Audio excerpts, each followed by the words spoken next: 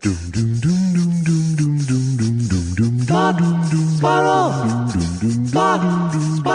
2 Jews, 2 mics, 2 hours, starting now. Hello. Why, hello. How are you doing? I'm good. How are you? I'm good. Good. Hey, I can't do it. I couldn't do it. The attitude? The weird attitude? No, I couldn't do a regular hello. Ah. You did a regular hello.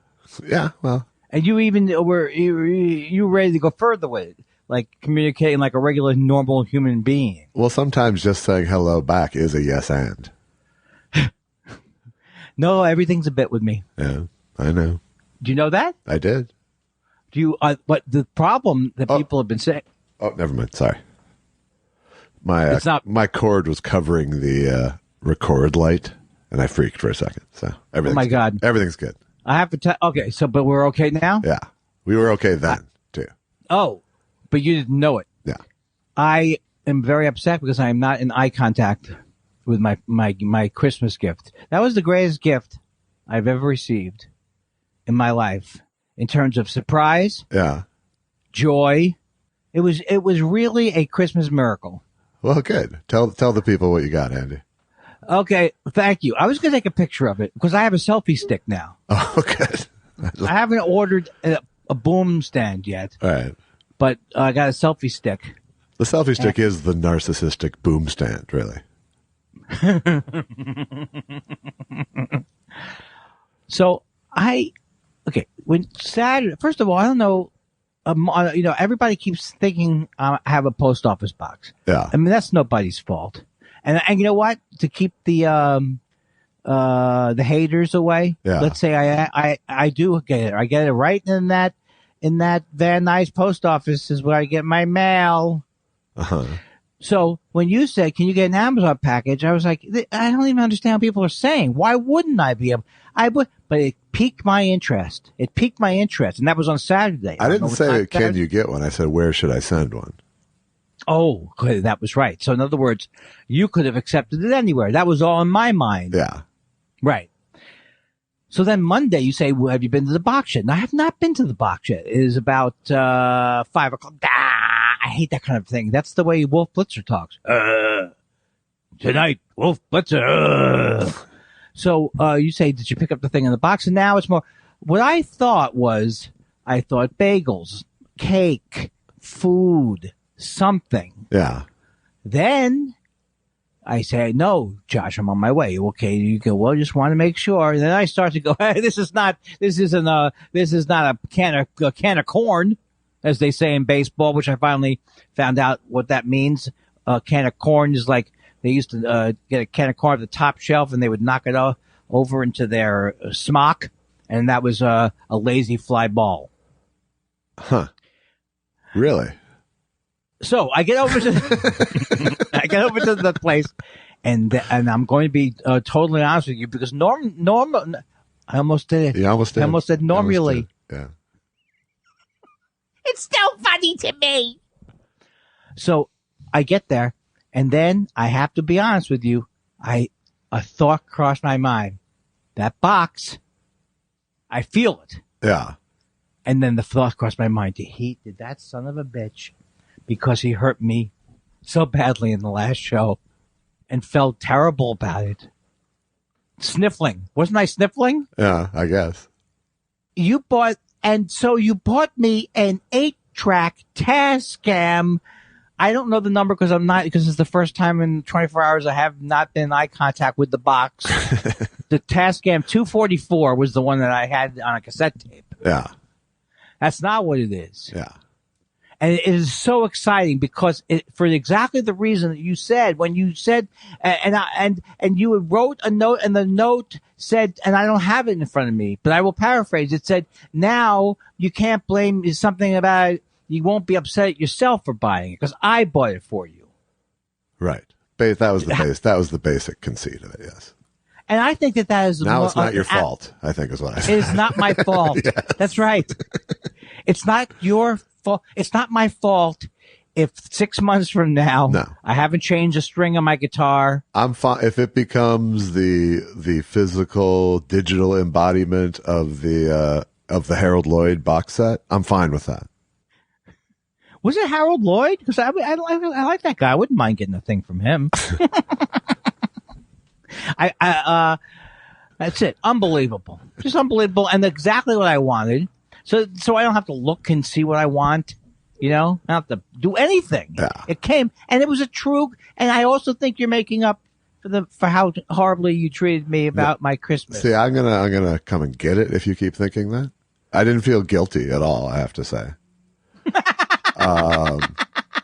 Like not at all. No, but you don't have to stress. Why do you stress that so strongly? Because I think I felt a little because bad I don't. about it. No, because people are listening to us, and I don't want them to think that I'm living in this shame bubble from what I said to you. I feel fine about it. Well, they heard it too, right? Exactly. No one called the police or social services. But my point is, it was time to change the conversation. Oh my! So, in other words, were you not? You're not flipping the script, right? No, I was. You're not saying the quiet part out loud. I was rewriting the script. And what was the conversation you were changing? Me complaining about never overdubbing? I was changing the. I need to get an 8-track. No, you don't need an 8-track. You need to play guitar. But if I get an 8-track, and that could go on for years.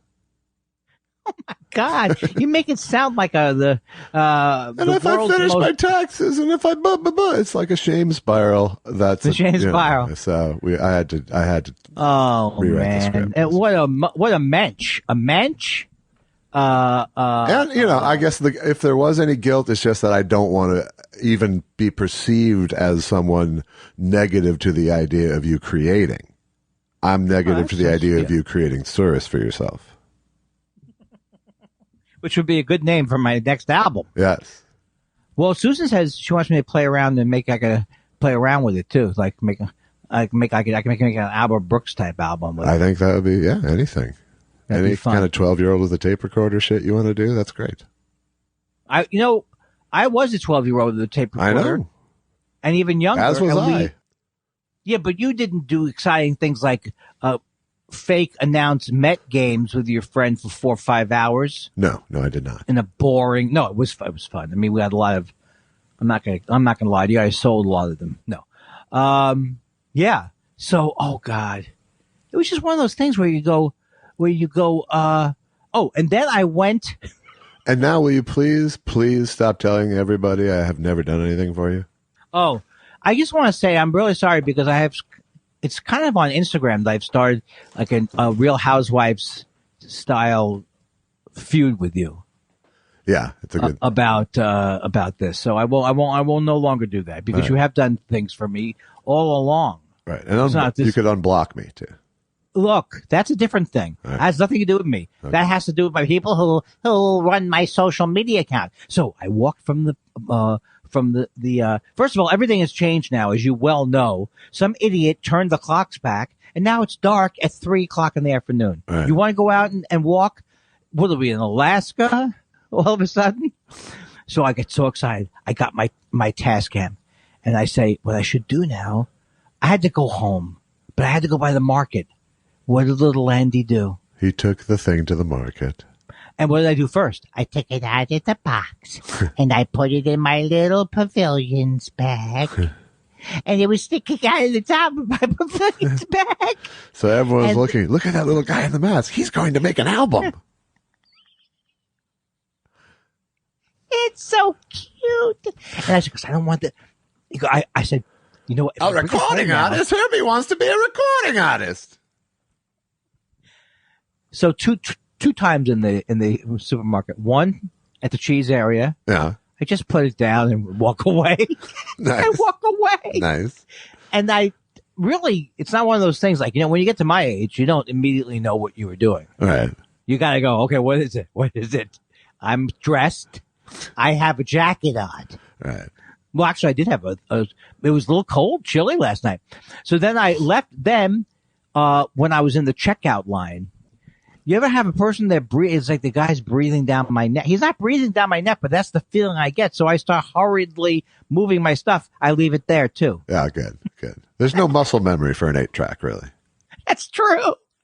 But I'm very glad you like it. I hope you use it in good health, as the Jews say. Yeah, they do say that. Yes, and thank you again, and I will continue thanking you until it becomes annoying, which I think it is now. No, I'm still on board still. And I for some reason I'm fascinated with whether you've kept your toenail. It's still there. Yeah, I think it's a keeper.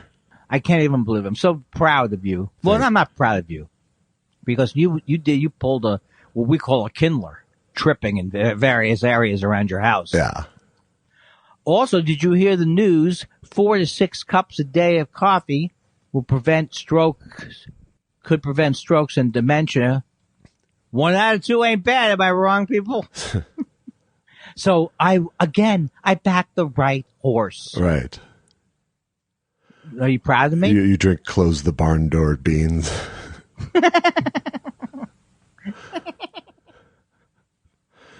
I'm scratching the top of my head like, there is a coffee that I like every once in a while. Of course, Rob's Beans are the greatest, but there's a company called Tectonic.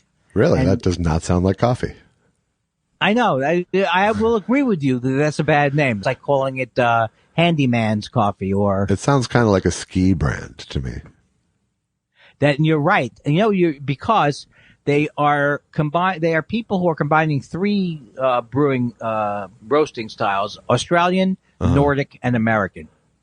Wow. That puts you like somewhere in the center of the Pacific, I think. And they're very good, and they're excellent. Are they, and by combining them, are they doing them sequentially, or is there all 3 elements of all 3 in their roast? There's elements of all 3. I will be honest with you, as I don't know why I'm prefacing everything with that. It's getting on my nerves. Honestly. I haven't done more research on it, although I think they are people who were, if not with 4 Barrel, they were roasters who came from another company. Okay. But it's very, very good. And I recommend it. And you get it. And I'm not saying don't buy Rob's Beans, because I'll be buying Rob's Beans next time around. But I've seen it's at Whole Foods. No, it couldn't even be at Whole Foods.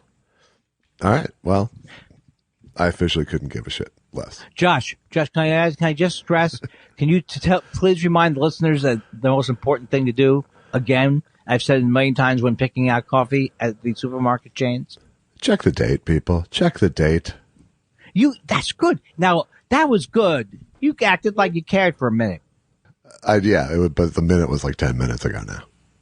I am ready to hear anything from your life, although I do have a couple of topics. All right. If you need me to go to a topic, I've got it. Well, I've got one waiting, but however you want to play it is fine. I say you.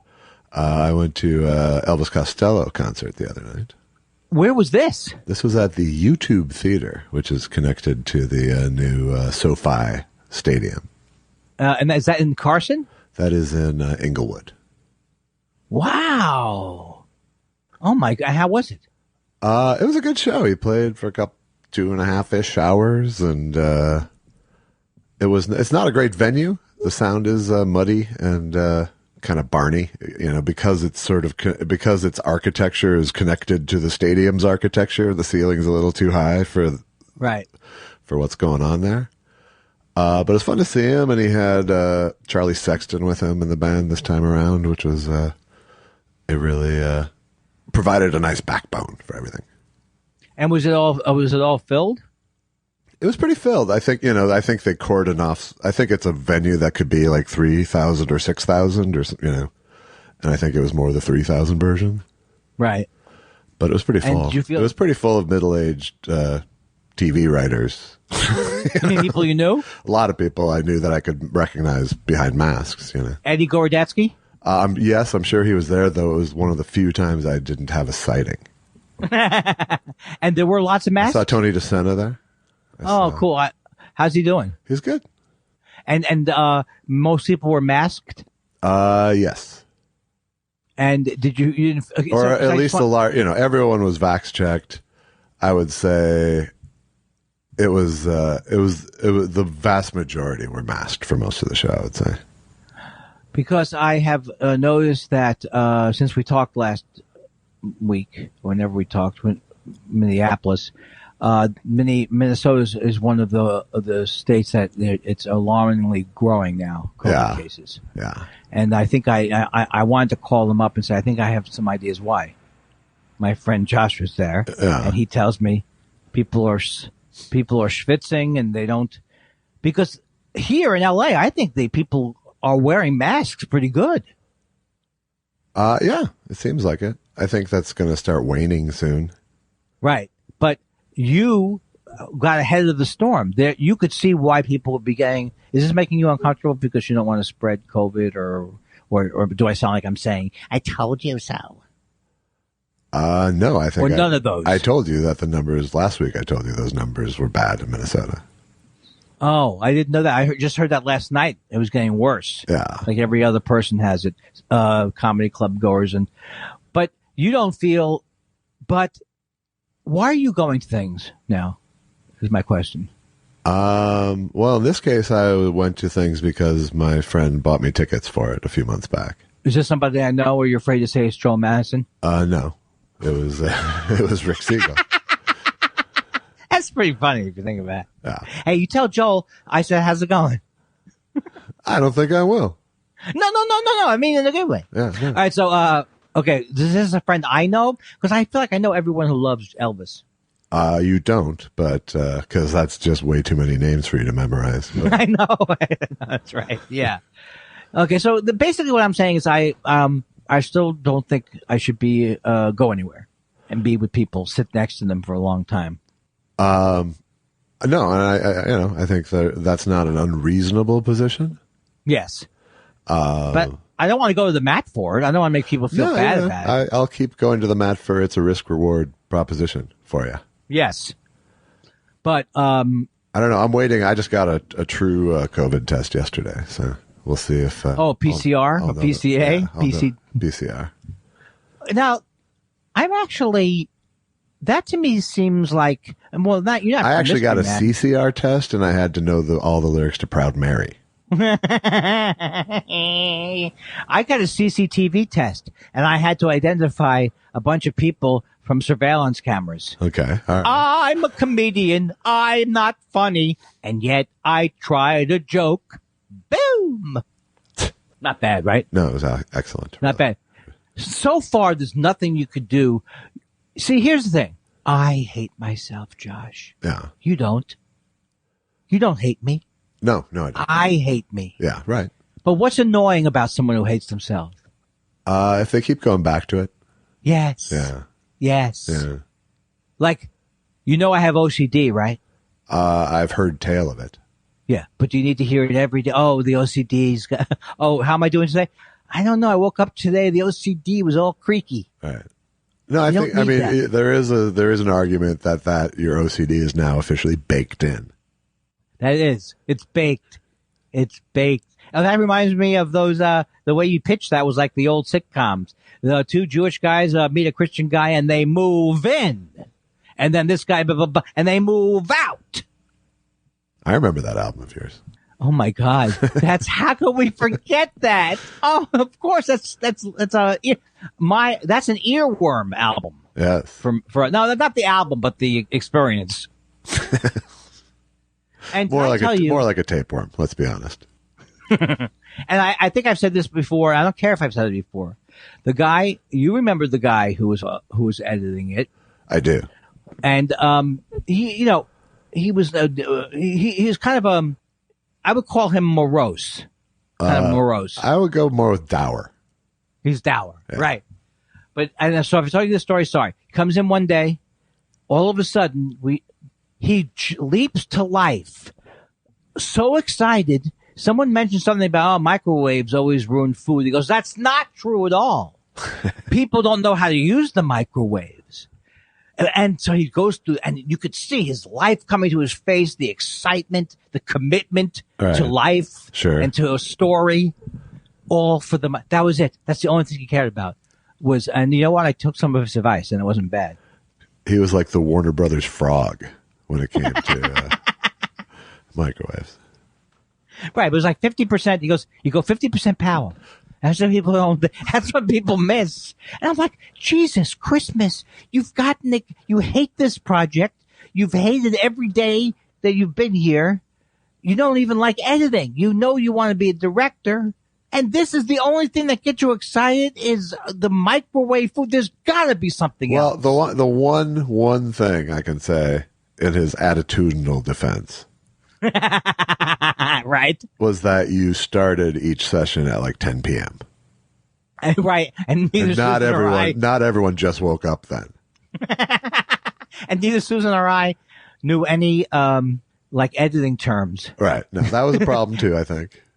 Right. And he was not a hand holder.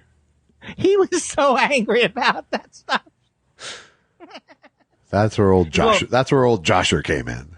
Josh came in like a breath of fresh air and like a traffic cop, which you had to be. Yeah. As we know. Yeah. As we know. But we don't want to go down memory lane, do we? But I will say that was one of my it was one of those moments that made me like you more. Oh, really? Was when I was trying to take out material. And I really was afraid that you were just going to be like, completely don't let my babies die about everything. And be mad at me about it. And that, at one point you went, no, I get it. It's not, what possible agenda do you have here? Well, no, the only time I would take it personally would be like if I'd be like, hey, I want to make fun of Lorne Michaels, because that was more of a... I think it was probably that topic. Right, but you were ultimately right about the Lorne Michaels topic. I think I was. I stand today, behind it, yes. And it's even today, you're right. The fact that it's not in the show, Yeah, yes. And I remember, I also knew, I bet I'll have another chance to go after Lorne Michaels. Right. In every speech for the rest of my life. So, yeah. Well, you also saved our lives. You saved our lives, Josh. Well, I can't. Please, ma'am, please. It's all in the day's work. No, please, people. I'm just a man. I'm not a god. But yeah, it was a fraught situation. Yes. I wanted to talk. Did you complete what you were talking about? I was talking about the Elvis concert. Do you have anything more with the Elvis concert? If you don't have any questions, no, I'm afraid I don't. It was all good. He played lots of hits. He played a couple of reworks that I wasn't on board with, and a couple that I was. And it was good. It was good to see him. It was kind of fun to be back at a show. Is that the Attractions? It's the Imposters. Oh, okay. And it's a different bass player is the distinguishing. Why do I feel like Charlie Sexton has played on like country stuff too? No? I don't think he's done a lot of country stuff. Okay, I think I'm mixing him up. But he's got a country, he does have a country name, I will give you that. Sexton, right? Yeah, that's where I got it. He's from Austin, I think. Yeah, so that's how I messed it up. I wanted to talk to you. And he's still dreamy, even in his 50s. So. He's what? He's still dreamy, even in his 50s. Oh, you don't usually go to the mat with that kind of a thing. But you mean you're very comfortable with your masculinity? Oh, yeah. More than I am with yours. Easy. All right. Here's what I want to talk to you about. I'm not upset about it, and I'm not even going to be upset about it because I realize that when I get upset, I sound like an idiot. Okay. But I watched the 60 Minutes thing that was teasing Let It Be. I don't know if you saw it. I actually did see it. Okay. And what is that guy's name? I don't remember. Feltman? I don't even remember who the... John Falkenberry? Okay. Thurston. Sure. Thurston Thowell. Thurston Thowell. I'll be honest, it kind of passed right through me, the whole thing. So. Yeah.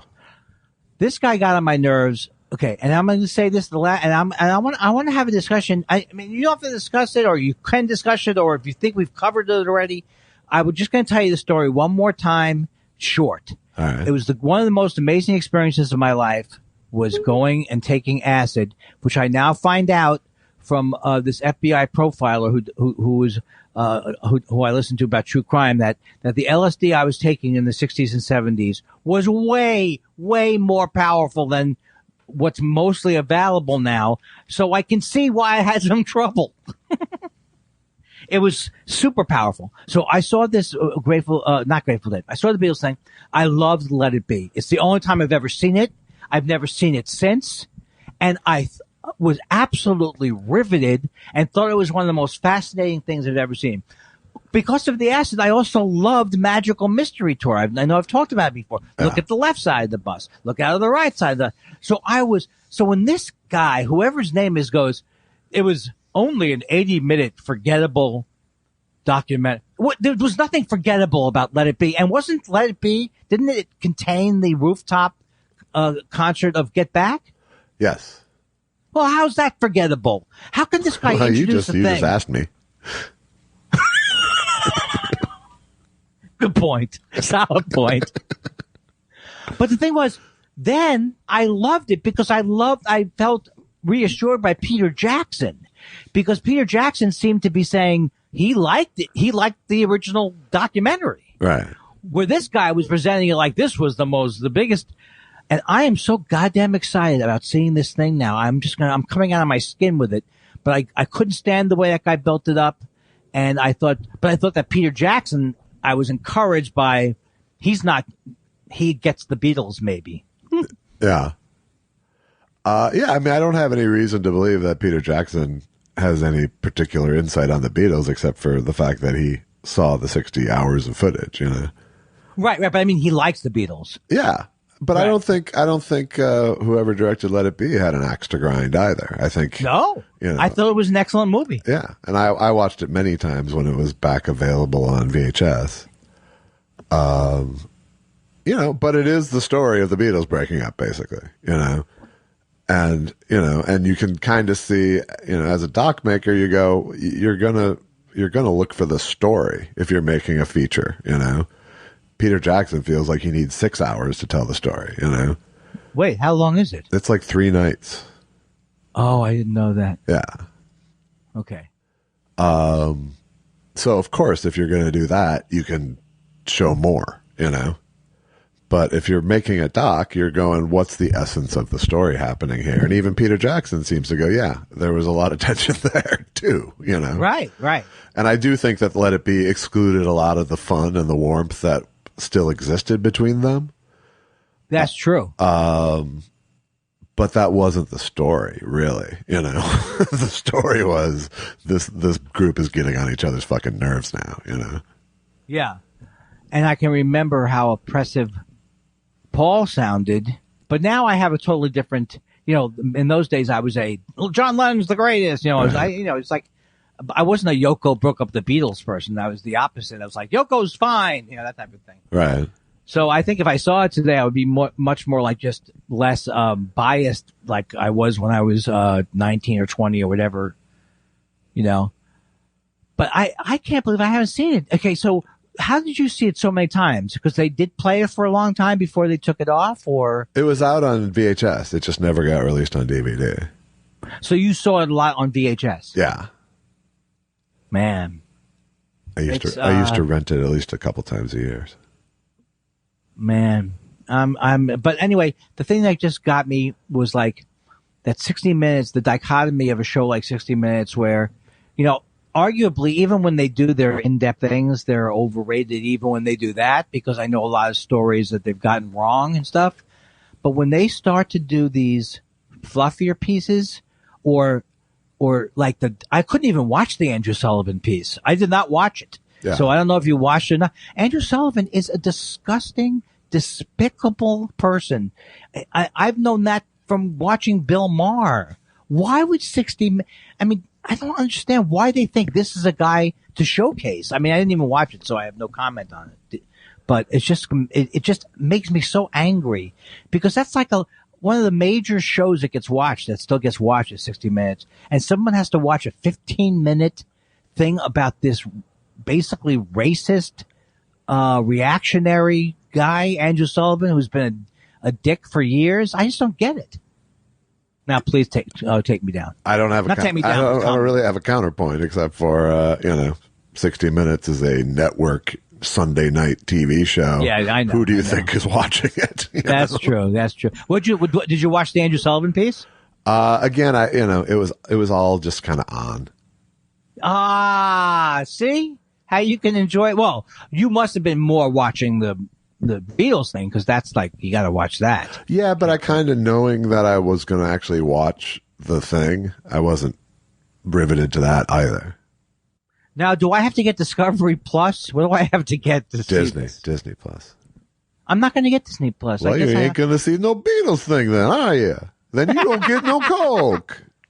All right, wait. Tell the listener how many services you are on now. Any more? Not anymore. No. Is Peacock? Peacock, I don't pay for, but I have. Is that because it's free? It's free with ads and shit. Okay. I got your Disney Plus bundle, which includes Hulu. Wait a second. Disney Plus includes Hulu? Yes. If you get the bundle package. And why are they related? Just a business thing? Well, Disney owns them. So, yeah. Oh, Disney owns Hulu. Yeah. Oh, I didn't know that.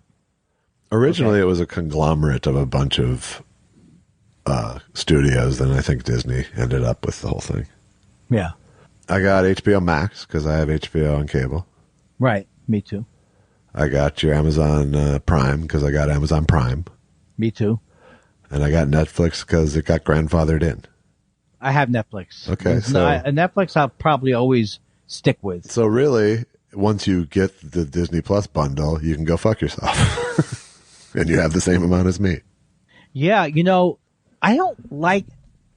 think I'm attracted to Disney things, but they own everything now, right? Is that the concept behind it? I think it's pretty, there's not that many more silos left out there. There's the Disney That's the silo, name of that should be the Time company. Warner silo. How about Sling TV? Okay. All right. So that sounds like, but I do feel like I'm missing things with Hulu. What do you pay? Was it like $9.95 and $9.95? I don't know. I don't recall. All right. You have a person who does it anyway. Okay, maybe I'll do that. But you see, then I'm glad that I don't have something like Criterion because Criterion wasn't. Oh, that's another one I got. I have Criterion. Do you have issues like I have that? Well, I used to have it where once you sign up, it's hard to get off of it. No, I've canceled ones too. Like it took us a while to cancel Daily Harvest. I mean, I get a little nauseous just seeing the Daily Harvest symbol. The Daily Harvest thing is like an incredible scam that I told you my wife got one shipment deep into. You told me the whole thing, but I know you didn't like it that much, but I don't know if it was No, it's like she didn't like it that much either, but now you have an entire freezer full of little frozen I know, and they all taste the same. Nothing looks good. There's, They have flatbreads, which are okay, and they have soups. Oh, it's just a real. Yeah, it's just like, it's one of those things where if you have the slightest aptitude for cooking at all, like, how fucking hard is it to chop some fucking vegetables? Because that's all they're giving you, They're not giving you anything. You still have to prepare it and use a pan and heat it up. And, it's like, there's no win in this. Yeah, and they're right. There isn't. I was trying to think of there's a couple of things I really Here's did like. Smoothie ingredients. Now make a fucking smoothie. No, you make a fucking smoothie. You're absolutely right. That smoothie thing made me angry at smoothies. I hated what they did. Put a couple of frozen things into a deal. Yeah. If you're not going to provide the blender. Yeah, that was one where I just had to apply mocking pressure to my wife hard to make it stop. Well, why did she want to continue? Because, well, she didn't really, but she wanted to be vindicated in her purchase. Have you found anything? She wanted to prove me wrong. No, I'm going to eat these. And then 6 months later, I'm like, we're throwing them out now, honey. Have you found anything? Like of these Hello Foodie? No, I'm a cook. Caviar. I like to pick my ingredients. Oh, I see. It is of no interest to you because you cook. Yeah. I mean, if it showed up hot at my fucking door, then that saved me some effort. But the minimal amount of prep involved in making food before you actually cook it, you aren't helping me very much. Yeah. It's just that Susan and I now we're to that. We do, but we just feel like, oh my God, we should have medals and awards for how long we lasted not getting any outside food. And now sometimes it's exhausting, Josh. Yeah, it's exhausting. You know what I mean? Cooking, but I do like. I've decided I do. This is the most boring. Let me just get it off my chest. Right. I love washing dishes and things. All right. Yeah. Now, great. I feel better. I know people who are like that. I'm not one of them, but I know people who find some serenity in dishwashing. Yeah, I really like cleaning the house, and I really like making coffee. Coffee is like a tea ceremony. Yeah. Except coffee. I don't like cleaning the house, and I use a timed grinder and a drip pot. When I say cleaning the house, I'm talking about specific chores, like on your hands and knees with your head in a toilet. Yeah, that's what I like. I understand. That's what I thought of when you said it. And also, I like things that create where you go, don't bend there, don't bend down there. Like that kind of task. Don't bend your back like that. That's the kind of things I search for. Yeah. I saw a great documentary that I would recommend to you or anybody. It's about mushrooms. Okay. And it's on Netflix. Yeah. And it was really good. I mean, it was when I say it's really good, I don't mean it like, I'm not saying it like you put everything through, you're the Michelin of reviewers for documentaries. That's a nice way to put it. Thank you. And, but this was excellent. I might just be the Michelin man. You might be the Michelin man. And his food's good. But it was just fascinating. Then they, just the whole way that, these mushrooms are really going to outlast, they've been around forever. Yeah. The largest, thing on the planet is a mushroom organism. I start to fail in my examples. Did they ever say there are fungus among us? They didn't say that. But they were showing how people are taking psilocybin and they overcome the fear of death, and although it was like all the uses of mushrooms. Right. And this guy, Paul Stamets, oh my God, this guy I would say you'd enjoy it for him. Right. The whole thing is great though, because it has Michael Pollan, it has a lot of people on it, and it's really good. And the guy came up, he found something that cured. I'm not going to tip it for you, no spoiler alerts. All right. But I loved it. Thank you for allowing me to bring it during the show. Well, I will try. I'll try to give it a look. I might just watch it in microdoses. Chris Christie, the balls on him to be coming out with, he really thinks people like Republicans or something. Yeah, or that he's some sort of symbol of any kind of integrity whatsoever. Yeah, Republican elegy or whatever he wrote, Republican rescue. Right. Like everyone's been going, God damn it! If someone could just write a book that would show us how to keep this incredible part. He's the Marie Kondo of totalitarianism. I actively hate him. I mean, he's a repulsive man. Yeah, so do the people of New Jersey. Yeah. Who elected him. Right. And the people in New Jersey, they almost unelected the guy who just, all he did he was around when COVID happened. He left office with a 9% approval rating. Christie did. And the guy before him was bad. He wasn't a good governor, and he wouldn't. And at some point, when you don't wear a seatbelt, that was Governor Vinnie Boombats, right? His name was not John Cornyn, but it was like, and not Cornyn, right? I know what you're. But something like Corker, that. No, Corker's from Tennessee, I believe. But I'm glad Brian Williams is leaving. I really am glad. You mentioned that. I'm not on the same page with that. I mentioned that on the show. You will miss him. I mean, I won't miss him hard, but I generally like his show. Yeah, me too. I generally like his show. I'm feeling guilty about my anger towards him. All right. Okay. Good. So I'll just get off of it now. All right. I feel like I just flipped you real easy. Well, no, because you know what it was? I was so angry when he would bring Rick Wilson on, and he the last couple of months he would start every show with, and you know the Democrats, let's take a picture of them doing something right for a change, huh? All right. And then he has that A.B. Stoddard. His show does stink now, and it was a good show. I know you don't agree with me with that even.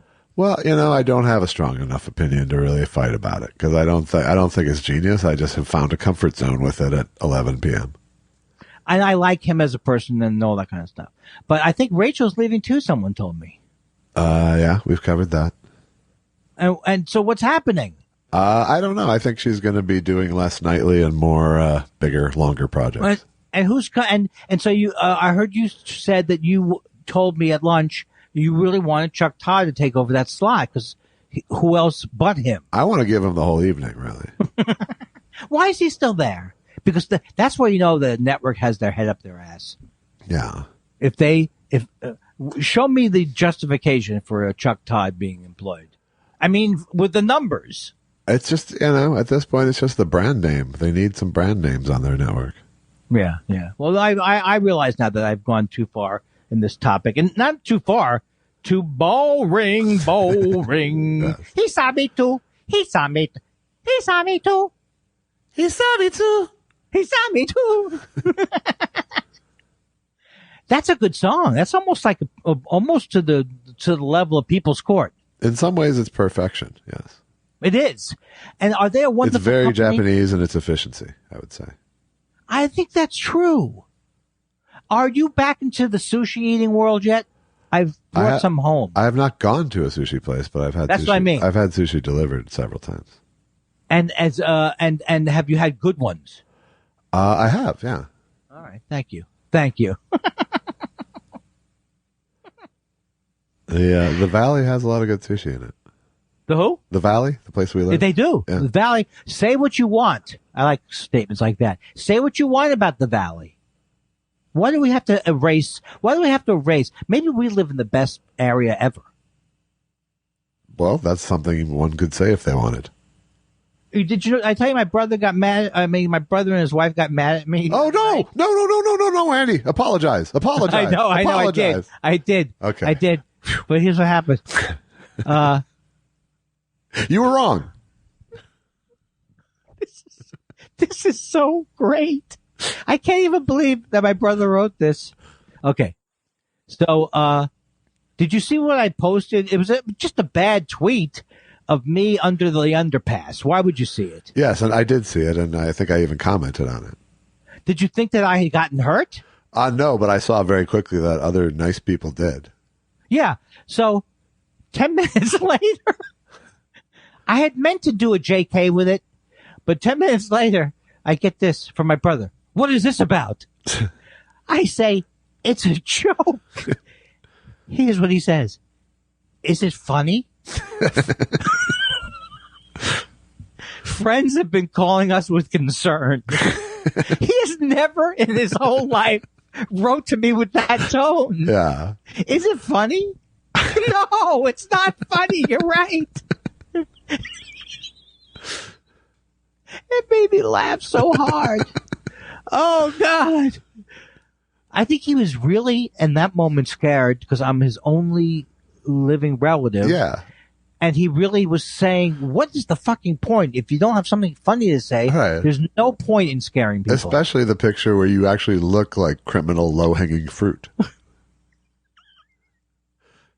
It was the worst tweet, and it's one of those tweets where you look afterwards and you go, it's worded badly, it's unclear, and so what was my point?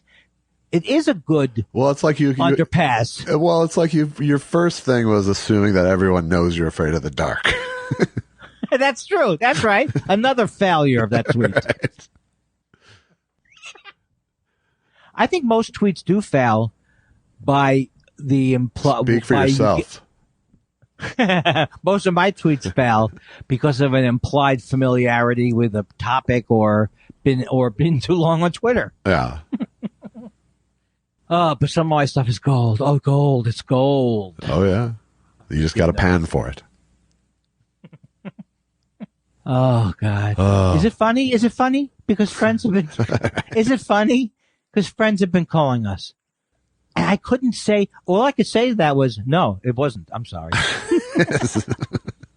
Oh my God. And you know what? I do hate when people do that, what I did. I hate when people casually, they'll do it for different reasons. Sometimes, because I have this thing too. I should tell people I almost got mugged. You know, everybody's got that part to them. Right. You know?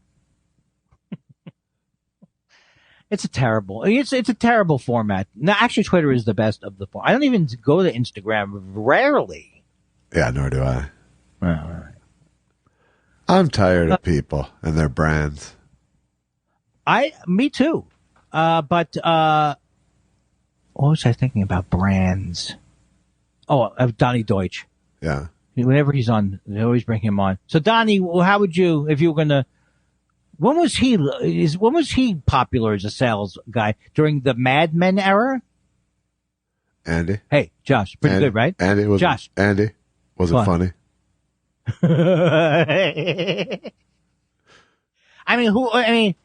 But wait, there's no, but that's fine. It's okay for me to be unfunny as long as people aren't concerned about it. Right. I'm not tweeting things like, hey, guess what? I almost got shot in the head. Just grazed me. Oh, did you take that seriously when I said something in an unfunny, uninteresting way that implied I was hit in the head? Here's my GoFundMe. Just kidding. Just kidding. Hey, remember yesterday when I solicited money on the basis that I'd been punched in the face? I really wasn't punched in the face, but I'm keeping the money. I need comedy lessons. Please donate. Please donate. This is how I think I talk. Hey, Josh. Yeah. Needy. The way I think I talk, every sounds needy. Josh. Yeah, I don't feel good. Yeah, I just don't hear the difference, Andy. What do you mean? Here's me normally. Yeah. 65 years old and feeling pretty bad today. Yeah. That would be me if I was a disc jockey. 65 years old, and I gotta tell you, in Los Angeles, this is a dead-end job being a DJ in the quiet storm. And I gotta tell you, I might kill myself tonight. And here's a rock block from Kansas. We have a caller. Yes. Hi, is that funny? No, I was trying to be funny. That's all. I mean, I didn't mean to hurt people's feelings. I'm getting calls from people. They want to know if you're okay. Is it funny? Is it funny? Andy, look, is it funny? Because my night is being disturbed. People are calling me, and you better tell me it's hilarious. Otherwise, it's just an annoying night from your younger brother. All right. He loves me, though. That's good. No, I think Isn't that unbelievable? There was probably some concern for you in there. I think there was, and I still can't, every once in a while, I still go, how did they get from a whole family to me and my brother all of a sudden? That sounds like one of those, and then there were 3. Yeah, well, I've been there for 15 years. 10 little Indians. Allison is feeling that right now, too. Yeah. It's a weird thing. You know, I got my Medicare card the other day. Yeah. And when you get it... If that's not a straight line, I don't know what is, Andy. Come on. Step it up. No, I mean, I got my Medicare card. Yeah. You have to call Social Security. You got to be on hold with them. It's a major deal that I got it that's without... But did you get everything you were entitled to, is my question. I don't know because there's a Medicare C. And when does it end? I think it's December 7th. Call now because, lines are very busy this time of year. Well, that's the thing. And they say as it gets towards the deadline, what are all these 995 signs all over the house? But the thing is, I did get depressed. Yeah. I got like old person depressed. I think Medicare card is a legit trigger for that, honestly. Yes. Yeah. It is.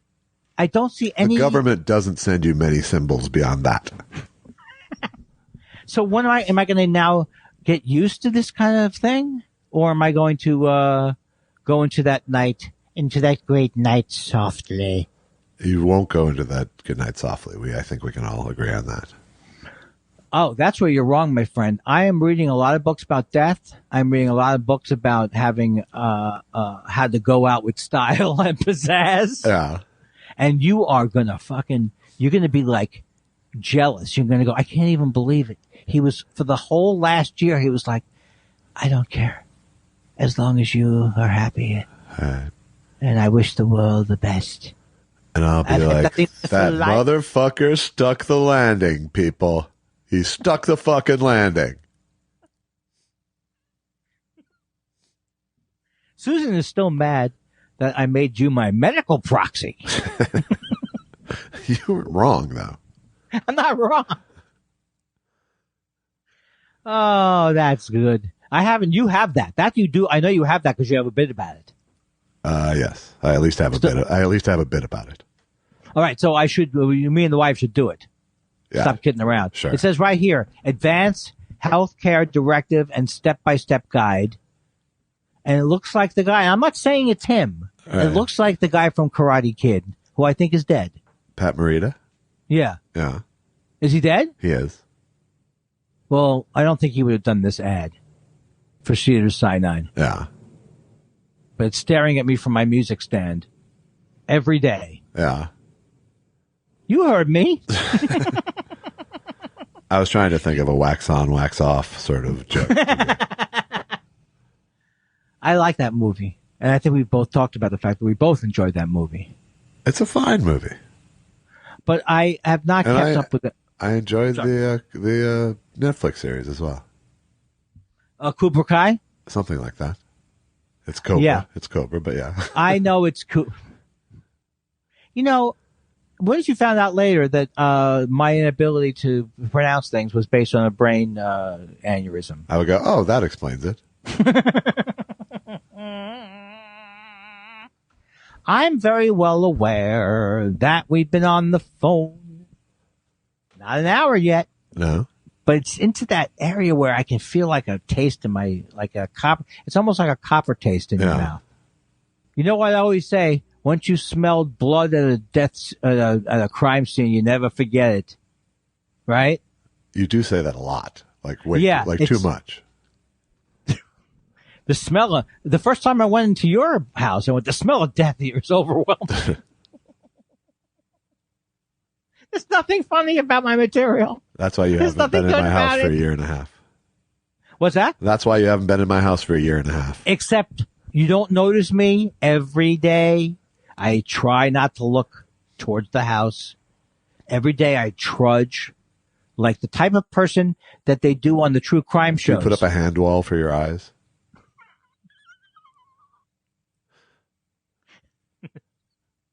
No, but it's like, like half the shows on ID Discovery, this is all they are. Wait. Can you stop there? Stop there. All right, now go back. Okay, go back 10 seconds because the whole show's about the footage that they're looking at. Yeah. But I look very much like if they saw me outside, if you got killed and they saw the footage, they would see me couldn't look more suspicious. I walk by the house. I sometimes see a light on the second floor. I go, hey, they got lights up there. What's going on? I go, don't look. How you would think the novelty would wear off. It has for me. No, for me it hasn't. I say to myself, what are they doing in there, Josh and the doggies? They're all warming themselves by the hearth as Allison comes in from plowing the back 90. Are my cranberries coming up this year? Mother? Mother, may I have some more petite marshmallows for my cocoa? Hello, Mother. I'm going to tell Susan that I demand that we both call ourselves Mother and Father. Hello, Mother. Oh, who does? That's disgusting. Yeah. Who does that? I always picture very northeastern couples doing it. Like a guy who's in Worcester, maybe a Gorton fisherman. Perhaps that. Okay, Mother. Mr. Paul. Mrs. Paul. Okay, Mrs. Paul. I'll be going out to... No, he doesn't. He's not from Ireland. Why don't you hang up on me and get it over with? I mean, it's just as simple as that. All right. Holiday season coming. I'm glad we got through Halloween. I'm not a big fan of Halloween. I think it has something to do with my childhood. The fact that it's over.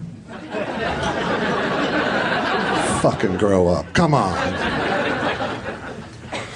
Trick-or-treaters, you know, it's like you never know how many are going to show up. I never know how many oysters to buy.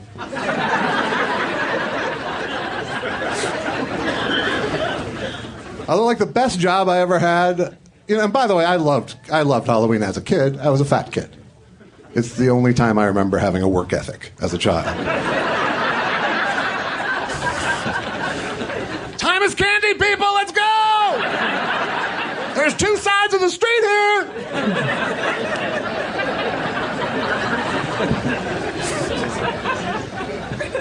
The best job I ever had, though, was Halloween related. When I was like 14 years old, I worked at a haunted house called Ghost Manor, which was here in Minneapolis. And my job was chainsaw guy. And that is both the job description. That was pretty much my training as well. I went in, the guy hands me a chainsaw and a hockey mask. Says, "You're chainsaw guy." And I said, "It's like Jason." He's like, "No, you're not Jason. You're chainsaw guy. We're going to get sued." Really? You think the lawyers are out at Ghost Manor? Okay. So should I say anything when I'm revving the chainsaw? He's like, "No." I was like, "All right, fine. You know, Jason doesn't talk either, but." So my job was literally to just rev the chainsaw at people as they came around the corner. Which is the most job satisfaction I have ever had in any situation. You do not get feedback like that at a normal job. It's powerful. I felt brave because people are pissed when you fucking rev a chainsaw on their face. They really are. You get dudes like, "Fuck you, dude. You almost killed my girlfriend. I'm going to kick your ass." And I'd be like, "I have a fucking chainsaw."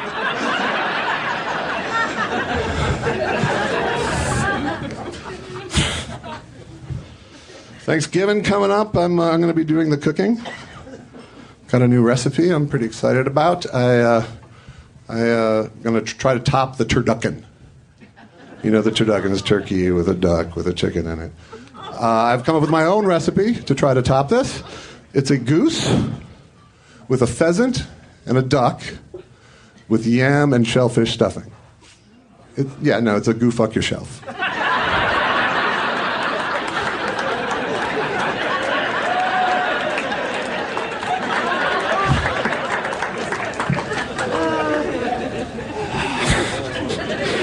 I just should not be that pleased with myself about that.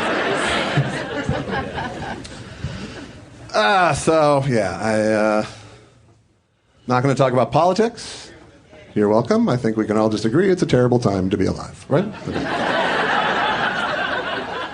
I'm terrified of all of you, by the way, right now. I seriously am. I've come from L.A., where it's mask mandate, and I just walked out here. It's like, I see aerosols. You know. When Lewis told me it was going to be 20-minute sets, I thought that was for safety. I thought they were running it like the Chernobyl rooftop cruise. You know. Get out of the hot zone. Your time's up. We're a divided country. We all have our own news now. Everyone watches their own separate individual news. We don't have... And you can't really trust the news. Even things that aren't politically slanted, there's just incompetence. Like, how many articles have you read where the headline and the article just has nothing to fucking do with one another? I saw one that actually haunted me a while back. I was going to say a couple weeks ago, but it's a lie. You know, we had a whole pandemic. You know, I haven't been on stage. So. But here's the headline that fished me in. 97-year-old twins leave the world the same way they came in, together. So I was interested, you know, I thought it was like a medical miracle or something, you know. It's like they're twins, they have the same amount of heartbeats, you know, or like their secret twin language kicked in. I'm going now, okay, thud, you know. But none of that was true. Here's what happened. It was a cold night in Ohio, and these two 97-year-old sisters went out to dinner, the way they apparently did once a week. Drove themselves. very cold night. They come home late at, well, probably not late at night, probably like 6. But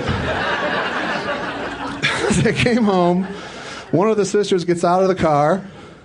She slips on the ice. She falls. She can't get up. In fact, she may have said something to that effect. Her sister gets out of the car to go for help. She slips on the ice. She falls. She can't get up, and they both freeze to death on the driveway. Just like they came into the world. What the fuck? As if one of them's going, you know what this reminds me of, Gladys?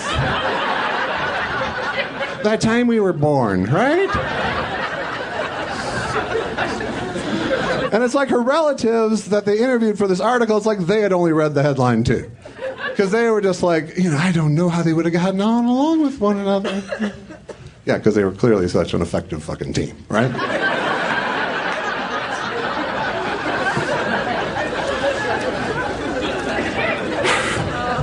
Another headline that pissed me off, pastor dies during service. And why it pissed me off is that it totally undersold the story. I could have skipped that story. But no, and then I saw the byline, it was Waco, Texas. I'm like, all right. So what happens was a pastor in Waco, Texas, one morning is going to do some baptizing. And he's standing waist deep water in the jacuzzi. I don't know. Standing waist deep in the jacuzzi. And he reaches over to grab what turned out to be a very poorly grounded microphone. Spark, zap, dead. Zaptized, if you will. Which would have been a much better headline, by the way.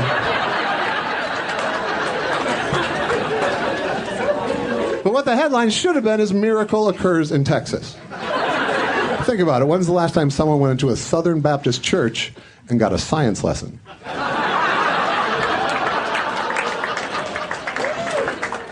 How you doing? I'm doing... good morning. Sorry. But neither of them were non-stilted. Oh, hello. Oh, who's this? That's better. That's good? Yeah. All right. Yeah, that sounds more like you, naturally. Yeah. I don't know what that meant. You don't think I understand where you're going with that? What if I started that early? I'm sounding like Todd Glass now. Todd Glass was like, what if I did that? What if I did this? I'm not touching you. Good morning, Josh. You're a handsome man. By the way, as I was coming into the room, Damn, Susan's kind of sleeping. I'm sorry you cut off that song. I was doing well in it. Oh, what was it? I was a handsome man. So, Josh, you're a handsome man. You may be limited in the penis department, but you make up for it with a huge body. Wow. No good?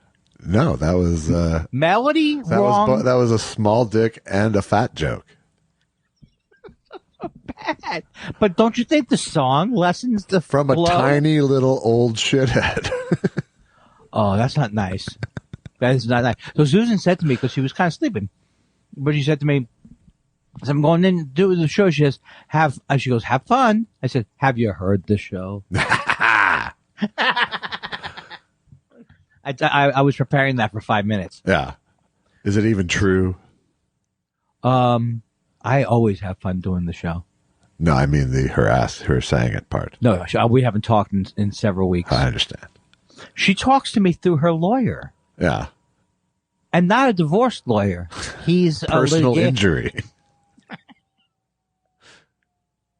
I mean, you didn't tell me. You could have told me, Andy, when you move in here, there's going to be military helicopters coming over here all the time, and then it's going to have that sound like, nah, without the... I always prefer it without the... I know, but then I always feeling like if this keeps going on, it'll be a couple weeks from now, we'll be saying, oh, I can tell it's only 3 miles away. I mean, that's the kind of life people have sometimes. Oh, that one was close. I don't want to live in a world where I say, oh, that came close. Yeah, I don't want you there either. Right. Don't we have enough drones and bad political decisions that I don't have to get involved? I've had enough of your droning. That was still, when I first came up with that joke, I literally high-fived myself when they said, because they called them an unmanned drone. And I said an unmanned drone is Jay Leno at a corporate gig. Ha! Oh, by the way, I didn't tell you this, and I'm being honest about it, and it's not a joke at all. I've been watching Jay's Garage. You have to watch it back from the first season. Yeah. When the magic was still there? Yeah, because he was into it. And I never realized how much I was interested in these like old jalopies that run on soup. Yeah. They're interesting. Huh. And you don't know who's going to show up. Like it could be Jeff Dunham or Jeff Dunham. So you can't even relate to it because you haven't watched it. I've seen it. It just feels old. It feels like a 5-year ago joke. Hey, welcome to... There's You Bet Your Life to take some shots at now. Come on. I saw one of them and it was the saddest fucking thing I've ever seen in my life. In other words, why am I wasting my time making fun of the garage? Yeah, exactly. So give me 30 seconds of it. It's a sad looking set. He brings Kevin Eubanks on as a co-host, as his George Fenneman. He then feeds him like a half dozen lame desk bit setups, and then they play a quiz show. Oh my god! Oh god! You didn't. You made it sounds. It really does sound truly awful. At least there's cars in the other one, for God's sakes. And where are the contestants? They're like from all over. They're from backstage. Yeah. Now, so what do you do for a living? But it's not. It's that like they don't rely on that per the show at all. They don't? There's like barely any discussion with the people. Oh, okay. Well, there's still a secret word. Was the whole show. I'll be honest. I didn't watch the second half. And is it on ABC, NBC, no, CBS? It's syndicated, and I think it was on Fox. God, what does he see in it? Is he having fun? He sees a paycheck. You get your check, you go home. You tell a joke, get check, go home. Ask questions, get check, go home. Same thing. Work on car. Disassemble car. Go home. Take out the radio. Put it in dash cassette. Go home. Collect check. You know what? Maybe I should go easy on him. I don't think you need to do it for his sake. Oh, it would just be fun for me. I think, yeah, I think there's more relevant targets is my point. Oh, yes. Oh, yeah. Oh, no, don't worry about it. I have just a plethora. I don't think you need to actually chase people as they're leaving show business.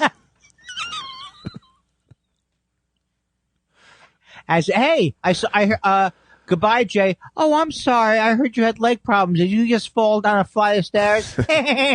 So much for jaywalking. I bet it's hard with a wheelchair. Oh, that was too far. It was. Andy it really Kindler's was back. literally too far. Literally too far. You're doing well now, Jay. How about if I... Does the guy in It's a Wonderful Life, does he push someone down the stairs? No. He's in a wheelchair of some kind. He is in a wheelchair. Yeah. And I never can remember why he's kind of lording it over the other guy. He says something about the other guy had called him, and you said I was a Jew. Something like that. Yeah. Okay. You once called me a Semite. But what are you but an old fool? Where's the money? What's the name of that guy? Where's the money, you stupid old man? I told you years ago you had dementia, even though that word isn't used yet. You once called me potato salad. But what are you if you're not falling off a mountain? Mother, Hello. May I have some more petite marshmallows for my cocoa? I like this guy. I want all of it. No, come on, Freddie. Why do you have to? I said all of it. All right. And then the other lady comes up. I just want to get a date. Am I getting close to the actual text? Is this Island of Misfit Toys you're doing? What are you doing? You know what's interesting? On my wedding, and this is going to be the best version yet. On my wedding night, my wife turns to me and she goes, "Is this sex? Or if I wandered onto the island of misfit toys?" Get it? Yeah, I did. Like a penis is a toy. It is. It's a Christmas joke, too. Josh, I tried to watch these old movies on TCM. Yeah. I don't understand. They're not very. I mean, of course, we love the Mankowitzes, but not all these old movies. Then some of them they're not good. I just came up with that idea. Well, the bad ones pay for the good ones, Andy. That's true. That's true. That's how it works. Is you buy a package of movies and you do it for the top 3 titles and you get 20 along with it. And then I'm always, if you watch more than one old movie in a row, you're really aware of how much noise there is between lines. You know, the soundtrack. Yeah. I have such an association now with my in-laws dying with those old movies, because whenever I would visit them and they were in bed, it was always TCM playing generic old movie. So whenever I see an old, just can't put my finger on it, generic 1930s movie on TCM, it makes me melancholy. Well, I used to think that acting wasn't as good back then. Now it's better, but I don't know if it's not that. It's just that they're talking differently. It's a different style, yeah. A different vernacular. Like I watched one called The Conspirators. It's like Ben Mankiewicz introduces it. He says, well, it's not as good. You know, he basically tells you it's not as good as Casablanca, and the director, Hal Wallace, was taken. I love these stories. How Jack Warner was jealous of Hal Wallace because Hal Wallace spent too much time congratulating himself or something, or he was too long on the Oscars. What kind of a I mean, Jack Warner was pretty crazy. You rarely hear stories of pettiness in Hollywood. I know. I thought it came in like when I started. Right. When I first met Michael Davies, if that name means to anything. It does, yes. It does. Do you know Michael Davies is the richest man in the world? He has a piece of every show. Name a show. He's got a piece. The Great Space Coaster. He does. I heard a funny story that Ken Jennings had to apologize for a joke because it was too dad-like. Yeah. On Jeopardy. He had to?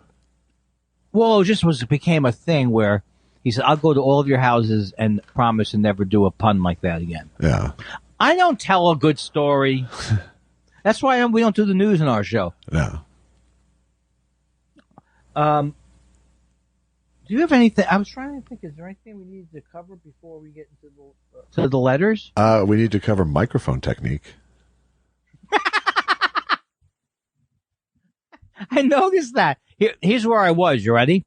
Is there anything else that we have to talk about before we get into now? Is there anything that you want to bring up? It's time for questions. What do you want to know? We love your questions so much. It's half our show. Half our show. I am ready. Oh my God! Look at all the questions. Why did you even have me talk at all? I don't know. I ask myself that every week, though. Sous Vide says, is that the one you have first? Sure. Sous Vide says, fuck Test Show 232. Now, that doesn't mean fuck Test Show 232. No, it's in reference to the attached article that says Emilio Estevez is not returning to the Mighty Ducks Game Changers for season 2. See, that doesn't hurt me as much because I've never watched any of those movies. Yes, I think that was the irony of his fuck. Isn't he like 70? Sous vide? I don't think so. No.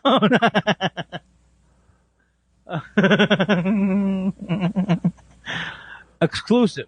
Emilio Estevez is not he's not returning. Right. Oh, so that's the joke. Right. How are you going to do it? Right. Well, can the other brother do it? He probably could. But Wild Thing? Yeah, do you really want to? It's not a lateral move from Emilio to Charlie anymore. Well, let me just say one thing. I've always liked Emilio Estevez, and I feel like he doesn't have the same problems his brother has. I don't think he carries the same amount of baggage now. No. And I miss those Martin Short. Not Martin Short. What's the guy's name? Martin Sheen. Yeah. I miss his commercials about the RX. You know the RX discount things? Yeah. Anybody can just print up a thing and go 12% off this fake price. Oh my God. What are you doing to your dogs over there? I never heard a sound like that from a dog. Well, then you haven't heard my dog. All right, you're next. Pickles says, how would society be different if Dave Grohl had died and not Kurt Cobain? Would Cobain be in every rock documentary and doing lame things like being on the morning show and yucking it up with Paul McCartney? Would Cobain lead a quiet life of actually making music? Wow, that is what I'm not sure how hanging out with Paul McCartney is on the list of lame things, really. I think it's more like he's making fun of Dave Grohl than he is making fun of Paul McCartney. No, I know he is, but still. Well, first of all, it's Pickles. She's the wife of Buddy Sorrell. Right. So she's not a big fan of this kind of music going in. That's a fair point. It's a fair point. However, first of all, I really do like Dave Grohl. I like Dave Grohl, but I don't love him. Yeah. I do feel he's a little bit. Sometimes I can see how people would be tired of he's how kind cuddly. He's kind of the Tom Hanks of rock. And I don't, and while that's not entirely appealing as a rock fan, you can't really, with a straight face, say the world doesn't need a little more Tom Hanks energy. No, I think he's a sweetheart. I think so. I think he's an exemplary celebrity. Yes.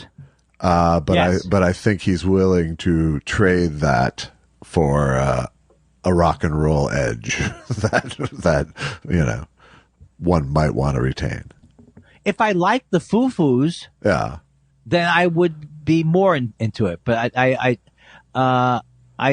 don't like them, except I'm waiting on a wall.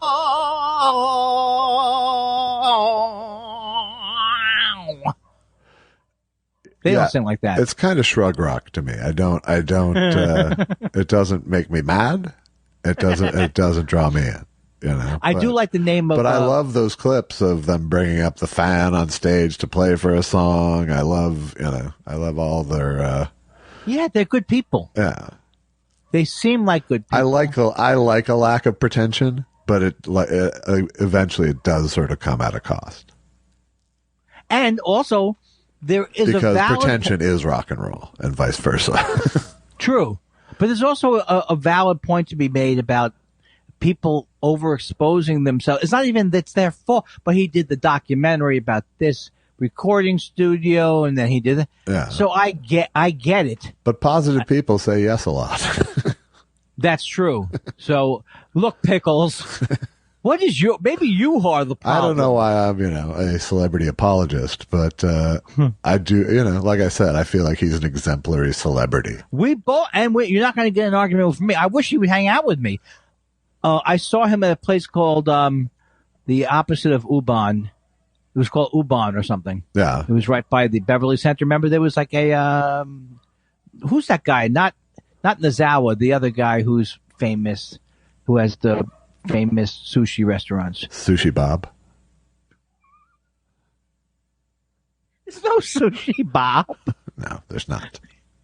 That would be the worst. I don't like Sushi Bob or Jumbo Sushi or All You Can Eat or EA. We're serving the sushi from Tuesday. Yeah. Half price. It's on a conveyor belt from Tuesday. It's on a conveyor belt that's no longer conveying. All right. Oh, I hit that hard. Is it you now or is it me? I think it's probably you. Me. I think it's Jason. Jason may contain nuts part, and I love the things that people do with the names. I can't do it, but they do a wonderful job. The band Better Than Ezra came up with their name while entering a battle of the bands which included another band named Ezra. If you had a band that was better than another band, what band would your band be better than? Oh. Ooh. I would say the Who is better than the Guess Who. I don't really get how this works. I like that you made a connection. You answer this. This is in your wheelhouse. I don't have an answer for this. Simon and Garfunkel and Weinstein. That makes it better. Yeah. I'll have to come back to this. I'm not really going to come back to it. Okay, but all right. I appreciate the effort. Good. I think we might at least make some escape velocity. Oh, I'm sad I ended up with this one. Dan Wade. Do you want me to do it? I'll do it. All right, sure. Okay. Dan Wade says, why did the other racist also go to the dentist? Because tests show 2/3. Wow, how are you not ahead of this? Wait, what's wrong with 232? Yeah. 230. Yeah. Why? But why is the you screamed racism last time it came up 2 shows ago? Isn't the guy? Well, who's the racist in the original joke? The person saying 230. Because, yeah, I like this Dan Wade question. I think you were just afraid I wouldn't be able to read it. No, I just. Oh, you didn't want to read it. I didn't think you would get the meta-ness of it as you were going. Yeah. Oh, you don't know if you don't know Jack or something like that. Wookie Talkie says last show Josh said fatal conniption while telling Andy about Minnesota. It sounds like a movie. Who are the actors in Fatal Conniption? This and Fatal Conniption.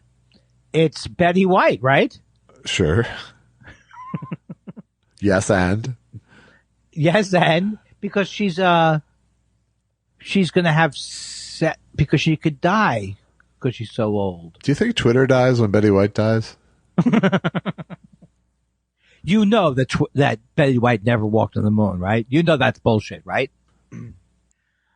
I don't know where we are question-wise. Is it Dan Wade, maybe? Yeah. And I think I'll do it just because I can see where he's going and you might not. Okay. No offense. Hey, guys. Normally the commercials get me, but the exception is Arby's Delightful We Have the Meats. That campaign is so popular that Roy Rogers, who can only afford 2-second commercials at this point, responded with, "He has meats too." Now, I never would have gotten that in 7 million years. Because I would have been too nervous about reading the question. He has meat toots. He has meats too. Very good, Dan Wade. Very good. Oh, my God. And now we have the meats. How come there's no H. John Benjamin on there anymore? Is there not? Man, I don't see him on there. Because he used to go, that we have the meats, and he go, for sandwiches. All right. Mississippi Don says, who's your favorite person who has blocked you on Twitter? For me, this is a joke, right? No one died, right? No one died. For me, it is the late, great, that's mean, Bill Corbett. Now, what's happening there? Blocked Mississippi Don. Oh, man. Now, Mississippi Don. So who's your favorite person who's blocked you? Oh, I think there's maybe, it'd have to be William Shatner. That's a tough one. I can't think of, like someone I liked who blocked me. Right. Is the idea. Where you felt bad that it happened. I felt bad. Oh, well, that's happened a lot of times, but I can't think of anything that sticks out. How about you? Well, that's easy for me. Jen Kirkman. Ah. When we started the show, I was blocked by Jen Kirkman, and I won her back. Well, that's I have no idea why I was blocked, and I'm sure it was an impulse block, because I never say anything that would make someone like go, fuck you! You know? Yeah. How'd you get her attention to get back? I started a podcast with her friend Andy that she listened to. I went, oh, I should follow that Josh. And I'm sure this is how it went. I should follow that Jelvis guy. Oh, I blocked him. I should unblock him. She kills me. She goes, I'm just having a snack and blocking people here. Do you want to do this one or should I do this one? I'll do this one because it's multi-parted. And we're giving Steve Wright the floor because he says, hey, guys, my dad died November 12th at 12:30 in the morning. Thank you for being a space where I can say that and get some condolences from strangers that sound like friends every Monday morning to me.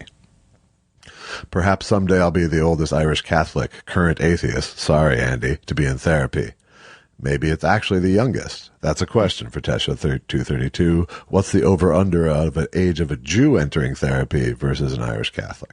Well, let's start at the top. First, I'm very sorry to hear about your father. Or our condolences, but my condolences is what I should say since Andy's here. Yes, and I share those condolences. I'm very sorry about that, Steve. I hope you're doing okay. I thought you were going to continue to something. And then the actual question is, I don't know about Irish Catholics in therapy. I think it depends on if you believe in the power of confession or not. Yeah, that's early therapy. But they would be, well, Jews wouldn't be resistant to therapy, but Irish Catholics would be, right? I don't know. I've never known Jews to be that resistant to therapy. But aren't Except Irish for myself, Catholics, of course. I'm not in it. but right? But aren't Irish Catholics famous for keeping it all in?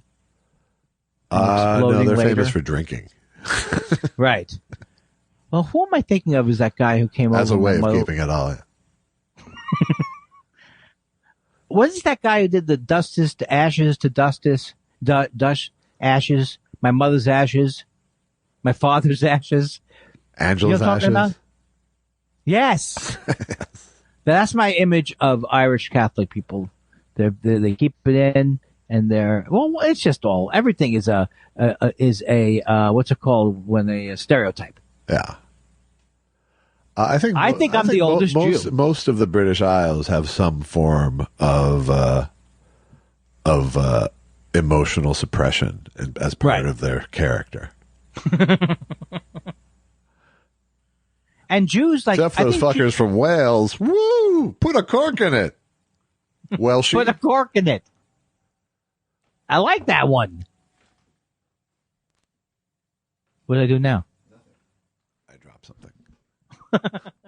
What did I do now? What a sad man. But again, sorry, Steve. I'm sorry to hear about your loss. And I'm very glad that that you feel part of a community here. I mean, I don't want to go too far with that because I start sounding like someone from an Up With People concert. But it's a tough time of year too. And the other thing I still can't believe is a tough time of year, and I still can't believe that Thanksgiving is next week. I can't either. Well, don't call me Boopsy. Please say cancel my quinceañera. I would normally, this person I should marry.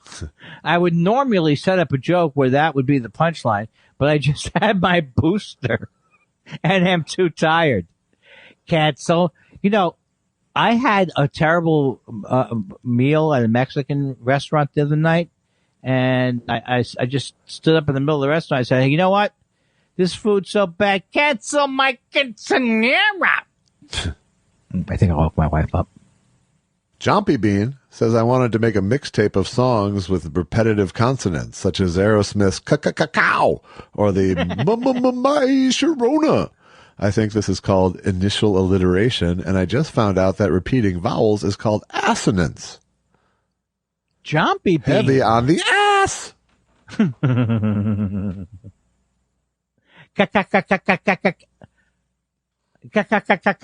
Cow. I don't know that Aramis song. Everyone knows My Sharona. Yeah. All right. I love this Mozart. Mozart 2 lives on land stolen from the Chumash. Says, does Josh know that I love him as much as I love Andy? I mean, I admit I didn't know about his MST3K work because we never got the first season. but was a die-hard fan of the show once it was on CC. Loved Freaks and Geeks. I just never knew I loved him until Thought Spiral. I think that's very, very wonderful. I do too. How can you not like that? Thanks, Mozart, too. I just realized his is a takeoff on the name Mozart. Uh-huh. Did you get it? That's why I say it Mozart and you say it Mozart. Let's call the whole thing fucked. And I will continue. How excited are you for the Beatles get back next week? Now, Mozart does not realize that we've talked about this, and it's going to be what a treat. Yeah. Right? Are you getting the Disney Plus for it? I haven't spoken to my wife yet, but I think I want to watch that. Well, you can always sign up and cancel. Yeah. And when does it come on? It comes on, I think, Thanksgiving for 3 nights.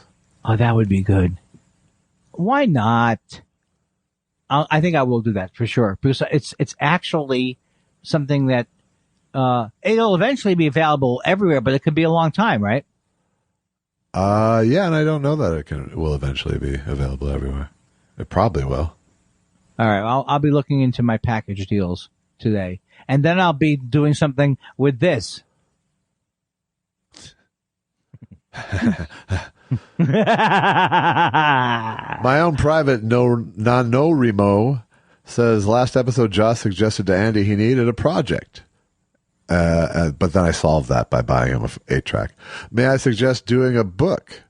Stories of life framed by dealing with OCD and other issues. You'll need a ghostwriter to help. Hand-raised emoji. But it would help some people and entertain all. Why do I need a ghostwriter? Is that just because you want to finish?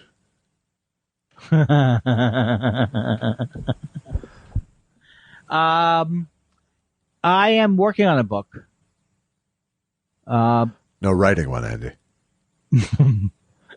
I want to do one where I include my cute little drawings and stuff. Yeah. And like your own little John Lennon in his own right. You make everything sound so horrible. You make people's intentions sound so trivial. I think adding the adjective little before it was really the key. Yeah. But it's the perennial question, you know. I think I am. I mean, I draw and I write little things, but that's all I got so far. Yeah. And I've tried it before and it didn't go. All right. It didn't take. Thus the ghostwriter. Oh, okay. You can do the drawings. Does that mean I have? See, here's the thing. I don't see anyone ghostwriting me. Hello, who's done your last 3 fucking speeches? It's not ghostwriting. I think of as like I'm here behind the book, but no one has to know really. People think it's you writing. I always think of ghostwriting meaning the person you can't write. Right. We were co-writing. Yes. I can't get out of this mode where I think someone's vaguely asking me to do something that I don't want to do. I know. And then you have a I'm visceral justifying. reaction. Yeah, exactly. Exactly. Greg Kelly says, I envision James Mason and Frontline Guy having Thanksgiving dinner together every year. Whose turn is it to host? Any other guests we might know? What time is dinner served?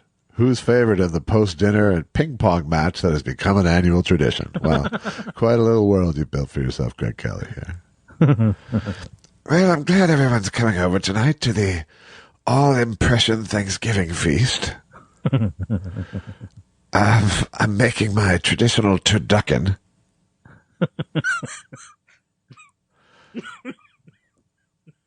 And I'm hoping that Frontline Guy brings yams. I'm here for the Thanksgiving impression feast. I brought yams. Tonight on Thanksgiving. I enjoyed that. Seth Dick the Third says, Mama Dick the Third came up from the basement where she was listening to last week's show and smoking bowl after bowl. Tell them I'm not on Twitter, she screamed. Only a pathetic loser would fake an account saying they're me. Angry and high Mama Dick the Third is a handful. Now, what's happening? Is someone taking out a fake account? Man, Andy, I've been trying to be nicer to you about the whole bringing you up to speed again thing, but I can't. This is like 5 shows deep we're talking here. Okay, so maybe you should go on to the next one because I have no defense. I'm not trying to make you defensive. I just don't want to go back over the beat-by-beat joke of him having a Mama Dick the Third account and you realizing that after weeks of him having a Mama Dick the Third account. Yeah, you know what, though? You don't want to get into it, but it sounds like you really are missing a bet. It really would have been a good idea.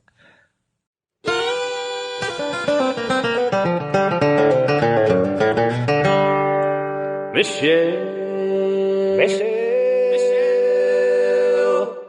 Wise Carver.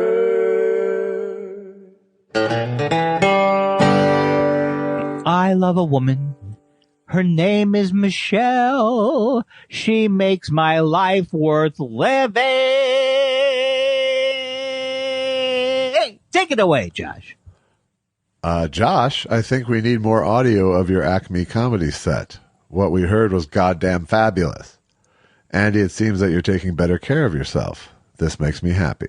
Love and happy Thanksgiving to you both, gentlemen. That is a wonderful message. Thank you, Michelle. It was. And just for that, I will retroactively make that I'll put some more in the bumper. So it's already happened. But right, know that it's because of you that it's there this week. That's so cool. And why does she think I'm taking better? Have I been sounding like a more well-adjusted man or healthier person recently? Or is it because of the diabetes? I have type 2 diabetes. I have it. Oh, yeah. He's got it. And your numbers were good last report. Oh, my numbers were good. Yeah, so that must mean you're taking care of yourself. Yeah, I am taking care of myself. For no other reason, taking your medication at the right time. Right. It sounds like a depressing story about someone's step-aunt. Uh-oh. What do you do when it's okay, here we go. You know when all of a sudden everything got big? Yeah. And I'm not talking about my pants. Mark Thompson we were says... well aware. I'm sorry, I didn't hear that, so I'm going to go past it. His penis doesn't work. Gentlemen, were rivers or woods involved in your trips to Grandma's house for holidays past? I get this a lot. Over the rivers and through the I think this is public domain. Over the river and through the woods to grandmother's house we go. My grandmother cut my father out of the will, and then she wanted to be treated nicely. Puff the magic. You can answer this now after I butchered it. No rivers, no woods, just a stretch of U.S. highway. I used to like when I was a little kid, I didn't like someone's in the kitchen with Dinah too much, but I liked that river in the woods thing. It always did give me a nice feeling. Yeah. Of, a snowy trip to Grandma's house. It's a lot like Jingle Bells in that regard. Yes. How so? The dashing through the snow and the horse and the sleigh, and there's probably more parallels, but I'm nodding off. My favorite one is the weather outside is frightful. I love that idea of being holed up in the ski lodge. Put another log in the fire. We're not going anywhere. Everybody. We're going to stay in and watch Holiday Inn. Right. Gentlemen, Stephen L. Is it him? Oh, wait. I just did the last one. Okay. Stephen L. the 8th says, gentlemen, ever see the 1983 comedy Yellowbeard? It featured multiple pythons, Cheech and Chong, Marty Feldman, and many more. For me, it's a bad movie with a good heart and some very funny moments. You? Well, I got to tell you, Stephen, I was ready. I was all up for it until the sentence where you said it's a bad movie. You're on board with Yellowbeard? I'm on board with what? So you like Yellowbeard is what you're saying? Oh, it's a good... No, I've seen it. No, I don't know. I want to say that it sounds like something I watch. It has people I'd like to see, maybe. You've seen it, I guess. I did. I saw it in the theater when I was 12. And what? And give me a little mini review. I loved it because I was 12. And all those people were in it who I just took on face value that they were funny. And but no, it was a bad movie. It was a and I think there were funny moments in it. I can't recall them. They weren't classic all-time moments, that's for sure. But yeah, just the law of averages is going to create some moments. but how does a bad movie have a good heart? A bad movie has a good heart where it's not made incompetently. And I see. But then again, I think that what's his face, Plan 9 from Outer Space guy. I don't know why I can't conjure his fucking name. Ed Wood. Ed Wood, thank you. You know when Andy can get to it faster, something's happening. Like Ed Wood is our bad movies with a good heart. His intention wasn't to make shit. His intention was pure enthusiasm. Yes. So it's a complicated being a 30-year movie mocker.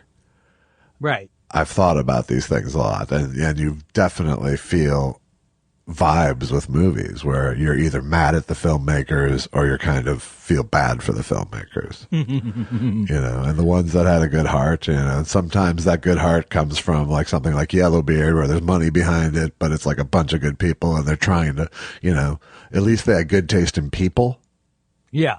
Even if that's the only taste they showed in making the movie, at least there was that. Should I be surprised that I haven't ever heard of it, or that's not surprising? No, it was kind of an instant bomb. Plus, in '83, I was trying to be a rock star. Right. That has nothing to do with anything. So it's a bad non sequitur. It was a narcississequitur. Oh, it was another Stephen Elton Yates. That's a good phrase, by the way. You missed. What's that? A narcississequitur. Narcississequitur. It rolls off very nicely. Maybe you could sell that to Rich Hall on his next Piglets. I don't know why that made me laugh. Stephen Elton Yates also says, just to be real for a second, I traveled to see my sisters last week. It was wonderful. First time in over 2 years. Longest separation ever. He was married to his sisters? Huh? You have to admit, you should not write your sisters and separation in the same sentence. But look at this picture. In Stephen Elton Yates' defense, that's not where I went. Well, because you're a normal person. Why are they in height? Why are they in a height, arranged by height? But it's a great picture. Yeah. Really? That's where you're going? You're going to poke holes in their pose? I have nothing. This fucking lovely little warm sentiment, and you're like, Why are they big? He says love is greater than COVID-19. It's true.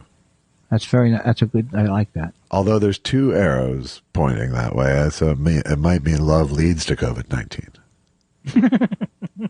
I'm very confused. Whenever I try emojis, all I'm aware of, or anything fancy, is that I have 3 emojis. I'm glad you and the Yates girls got together, Stephen.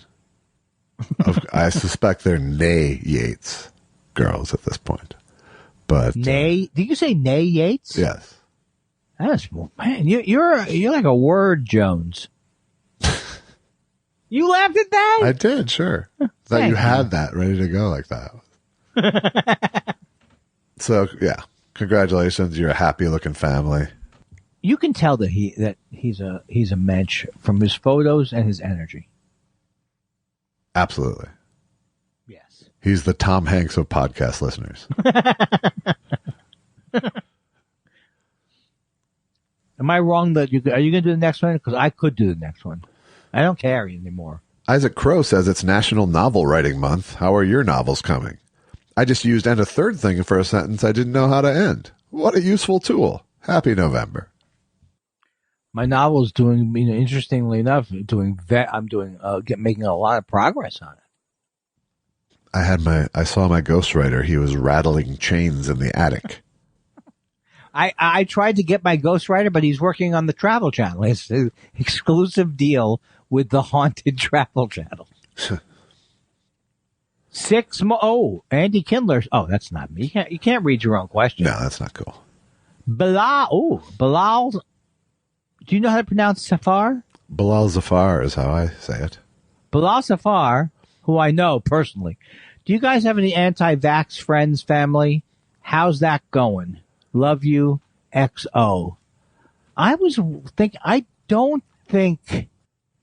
sure I have some friends who are, because I'm getting more and more. I think there's more and more people who bought into that just because they'd never had a vaccine before.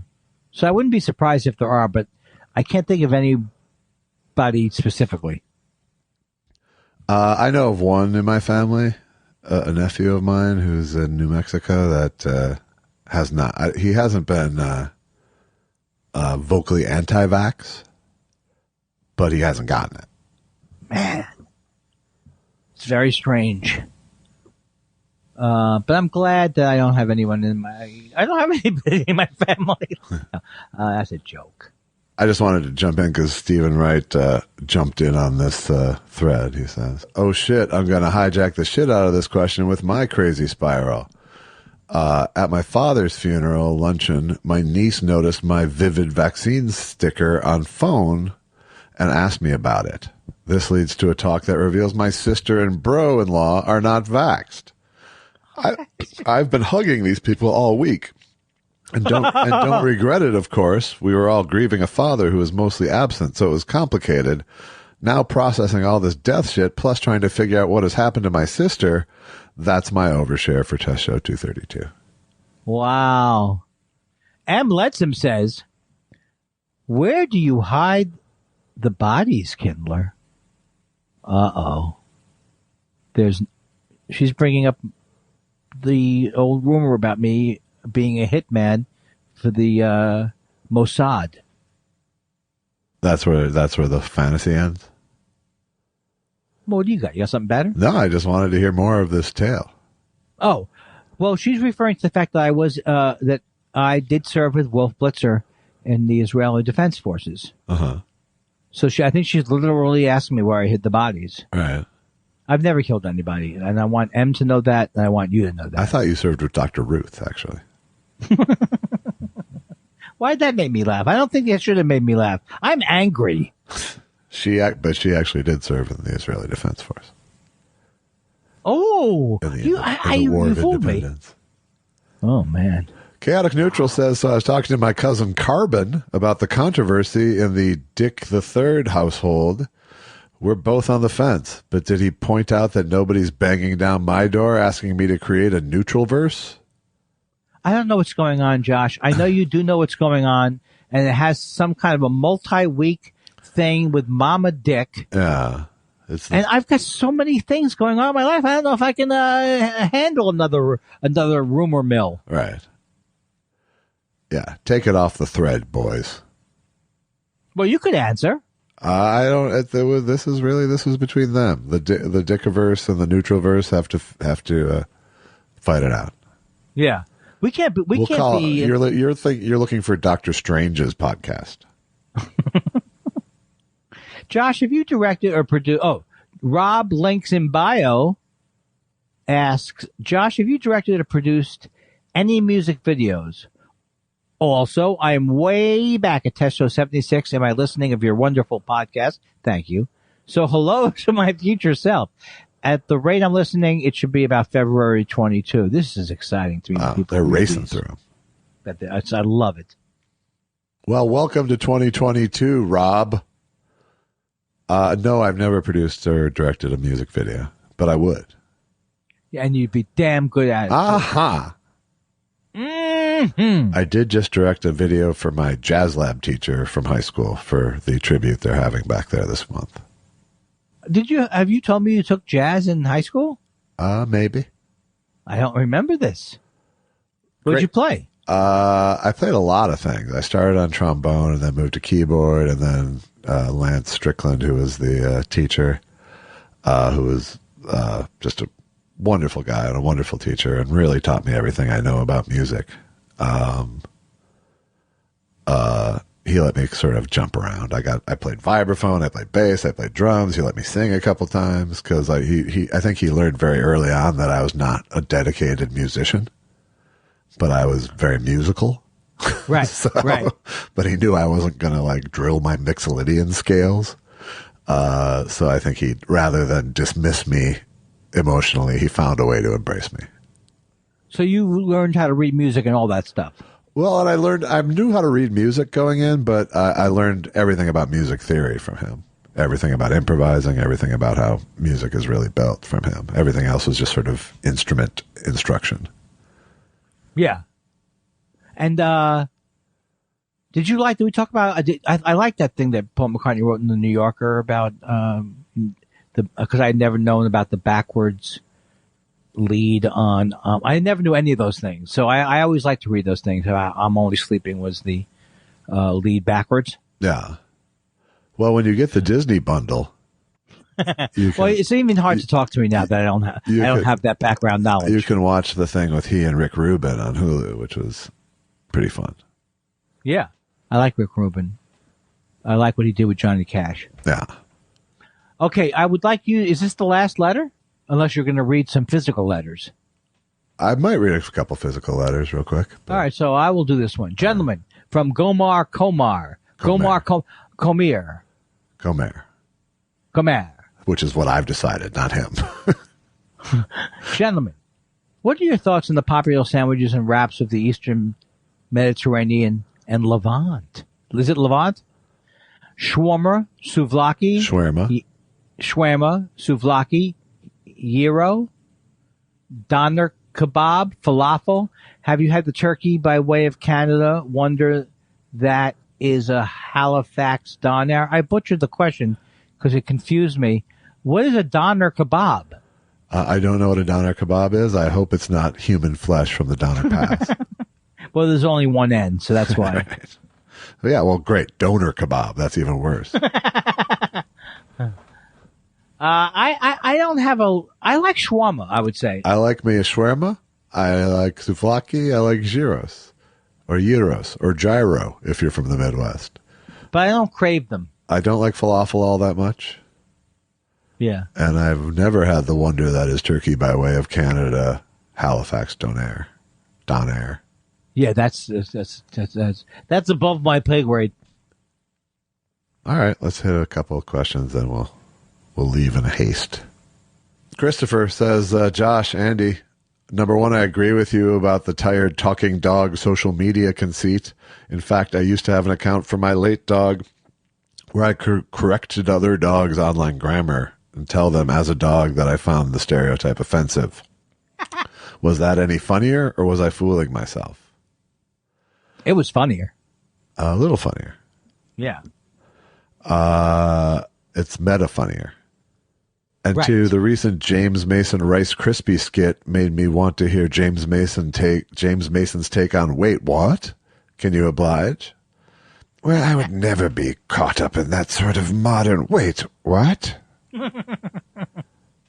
I knew it was coming and it still got me.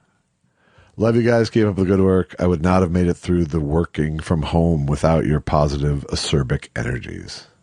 Oh, that is so nice to hear. Thank you. Ben says, hey guys, how often do you write jokes that you love but don't have an audience? I came up with this one this week, but its audience is solely theater majors. I've included some background that, while necessary to get the joke, definitely keeps it from being as funny as it could be. Aristotle wrote a work called The Poetics, which prescribed what he saw as the proper way to do Greek tragedy, catharsis and all that. There was a table of contents hinting that there was a section on comedies, which has been lost to us. I found it, and it's a bunch of offensive jokes about Persians and Turks, ending with the statement, but you can't joke about anything anymore. People are so sensitive. I got confused during that. As you know, that's a long thing. Here. Yeah. But you could shorten it. You just have to get to a smarter audience and go, yeah, Right. You've read Aristotle's Poetics, but have you read his comedy? I will say that if a synopsis joke goes over in minutes, it's tough. Yeah. Aristotle, as you know, wrote this, but what you don't know, he did that. So if he did that and he did the myth of the cave, wouldn't it be funny if he said, I don't care for a shadow on a wall. Who ordered my chicken? God, I couldn't get out of that. That's a sad one when you can't get out. Yeah. Sometimes there's only one way out. I'm a comedian. I'm not funny. And yet I try to joke. Boom!